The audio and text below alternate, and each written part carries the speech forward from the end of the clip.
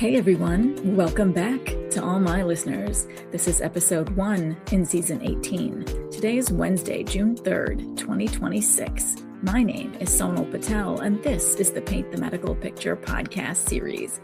That's right, you guys. It is a brand new season, season 18. 6 months has already passed in 2026, and we're halfway through the year, and I really know I have much more to accomplish in these next few months. Where has the time gone, right? What can I show for my efforts for these past 6 months? I hope you guys can show something in terms of work, in terms of friendships, in terms of family, gratitude, everything. Hopefully you guys have a lot to reflect on for these past 6 months of 2026. I know I do. The end of June is going to come closer, and I get a year older. So I try not to think about it. You know, birthdays were always a childhood favorite. All kids love their birthdays, but those years have long passed. No longer a child anymore. Midlife has come and it's here to stay. And the years will continue to escalate and go on and on. So, looking forward to at least some cake and maybe some champagne at the end of the month, some flowers, definitely time with great friends and see lots of family. But, those are things that I look forward to in the month of June. And then definitely travel plans for July and August, speaking engagements in the fall, just all sorts of things. Things get hectic and harried, but hopefully you guys are making time for vacations and, like I said, are making time to reflect, because this literally is the halfway mark for 2026. I know it's very important for us to reflect, take notes, make improvements. What can we do to improve for the next 6 months? So hopefully you guys will think about that. But anyways, you guys, let's get into today's shorter and sweeter episode, because I am celebrating a new season, season 18, and I want to make this episode just about the latest news that has come out, and it's relatively important. It is the Pepper program, and it's finally expanding even further, and I'm going to get into it in my Newsworthy. And in my Trusty tip, how ironic that I just talked about Modifier 25 last week, and this week I want to talk about Modifier 25 yet again, because a compliance OIG report has been sort of reissued in a MLN Connect that they issued last week, but it was specific to dermatology practices and the Modifier 25. So I want to unpack some of those highlights from that OIG report. And in Spark, I go ahead and round out today's episode with a remarkable quote by Lewis Carroll.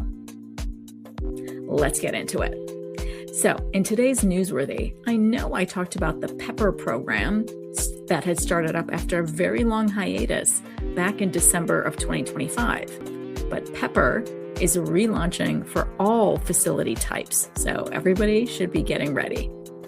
CMS will relaunch the Program for Evaluating Payment Patterns Electronic Report. That is Pepper, P-E-P-P-E-R. The Program for Evaluating Payment Patterns Electronic Report. In the coming months for all Medicare facility types, including hospitals, post-acute care providers, and specialty facilities. Now, Pepper is a free tool that helps to navigate and review your Medicare billing data so you can identify issues early and support accurate claims. So I love that the CMS gives us this type of free tool to help us understand our own billing data, so we get a closer look to analyze it, just like Medicare does, right? But you can do it as well. Now, the CMS talks about the fact that you can use Pepper to identify and spot billing patterns that may need review or improvement. You can also use Pepper to identify areas that may need closer monitoring or internal audits. You can also use the Pepper program to find services that may be undercoded or overcoded. You can also use Pepper to track trends such as longer patient stays. You can also use Pepper for taking action before problems arise. So I love this type of program because, as it outlines, it is completely proactive compliance, right? So you should get ahead of any types of patterns, egregious errors that you might see time and time again earlier, right? It is all about proactive compliance. And I love that Pepper talks about the fact that you should be utilizing the Pepper tool that they will be relaunching for all Medicare facility types. Now, there are things called these authorized officials, AOs, access managers, AMs, and staff end users, or SEUs, that can access Pepper through the Pepper portal. So again, it's not for everybody, right? You have to be an authorized official, a access manager, and staff end users. They can access Pepper through the Pepper portal. So how can you go ahead and access an SEU, right? That is the staff end user. How can you be one? So you have to be able to sign in to the CMS Identity and Access System using your existing NPPES or PACOS credentials. Request the Pepper business function for your organization.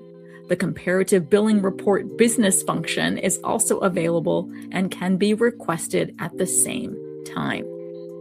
Now, your AO or your AM must approve your request. And once approved, you can log into the portal and download your organization's report. So CMS says take the steps now to make sure that you have access when they release your facility's Pepper. So I think it's a fantastic program. So make sure you get signed in. And now it's time for my best practice tips in Trusty Tip.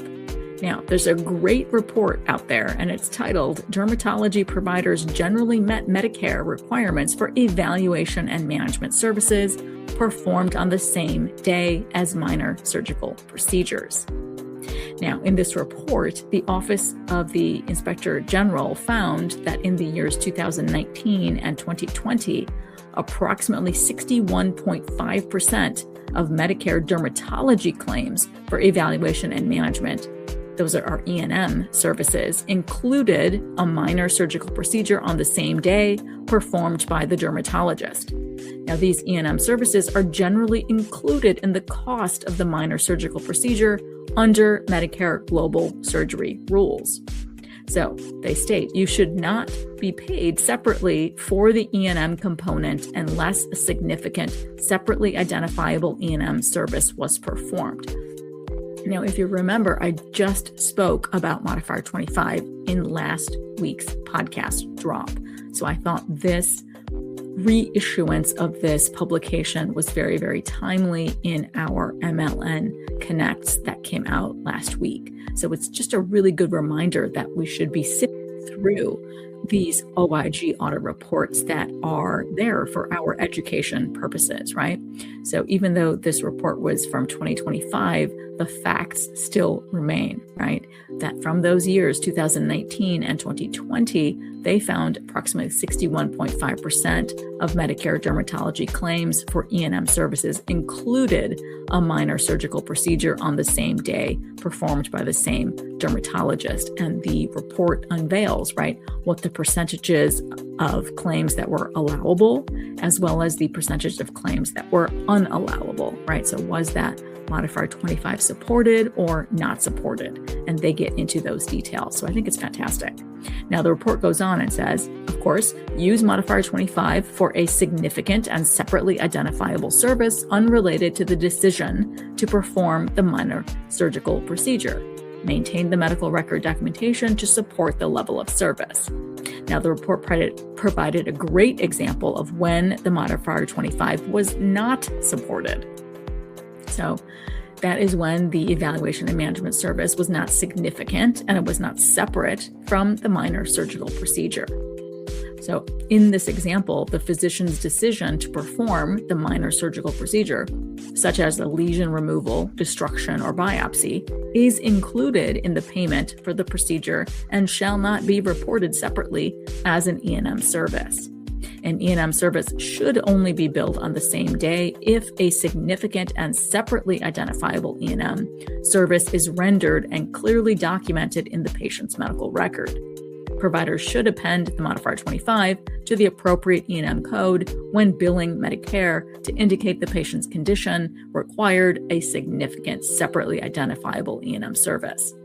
Providers should not use the Modifier 25 to report E&M services that resulted in a decision to perform the minor surgical procedure, nor should they use the modifier solely to bypass automated prepayment edits in the MAC's claims processing system. So I see that all the time as well, right? Providers simply don't know when to append the Modifier 25, so they slap it on all the time, right? And they're trying to bypass those system edits, and that is simply a no-no. We have to learn how to use the Modifier 25 appropriately. It should not just be thrown onto E&M codes because there's a procedure on the same day, right? We have to understand how to use it appropriately. So the report goes on and says, for one E&M service, our independent medical review contractor found that the medical record did not support the dermatologist's use of Modifier 25, specifically based on signs, symptoms, and conditions documented in the patient's medical record. Their independent medical review contractor found that the E&M service was not significant and not separately identifiable from the minor surgical procedure performed on the same day.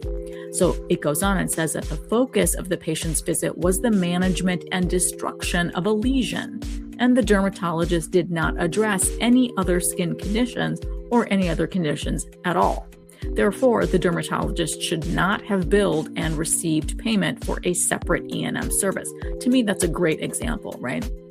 We really have to showcase the fact that the patient was complaining about something else, right? In addition to that destruction of the lesion that the patient came in for, they should have been complaining about something else, right? And then the provider would have been evaluating, managing, and treating that patient for that significant and separate identifiable condition. Now, the report goes on and says CMS oversight of a dermatologist's claims for evaluation and management services could be improved to reduce the risk of noncompliance with Medicare requirements. And I couldn't agree more, right? So yes, overall, these dermatology specialists did a pretty good job, right? In this report overall, there is still across the landscape of healthcare from the various specialties, there is need for continued education on how to compliantly use the Medicare modifier, right, 25 on those claims for those evaluation and management services with the minor procedure. So it goes on and says CMS's oversight of dermatologist claims for E&M services performed on the same day as a minor surgical procedure could be improved to reduce the risk of noncompliance with Medicare requirements. Medicare's claims reimbursement process for E&M services performed on the same day as a minor surgical procedure puts Medicare at risk of making overpayments to dermatologists who may, number one, improperly bill for E&M services that should be considered part of a minor surgical procedure, and two, append a Modifier 25 solely to bypass Medicare claims processing system edits. Because of these risks, provider education and claims reviews are essential to reduce these risks and prevent improper payments. So that's absolutely accurate. The risk is two-sided, right? So there is risk for not only the payer, but there is risk for the provider as well. So we have to make sure that we are addressing both of these issues. Now, the MACs have stated that they provided guidance and education to all Medicare Part B providers on how to properly document E&M services and the proper use of Modifier 25 through a variety of sources, including webinars, newsletters, bulletins, and other information published on their websites. And I agree. I have researched all of the websites, all of the webinars, newsletters, the bulletins, everything. The MACs are wonderful in how they publish guidance for the Modifier 25. Okay, however, the report continues, only one MAC stated that they provided additional guidance and education to some dermatology providers on E&M services and the use of Modifier 25. In addition, the MACs and other CMS contractors' reviews of dermatologists' claims for E&M services on the same day as a minor surgical procedure were minimal. When they initiated the audit, only one MAC stated that they had reviewed any of these claims during the OIG's audit period, and none of the other CMS contractors had performed reviews in this area. So again, only one MAC admitted to providing education on dermatology claims specifically and providing education to their providers in their jurisdiction. The others stated that they did not review this specialty beforehand.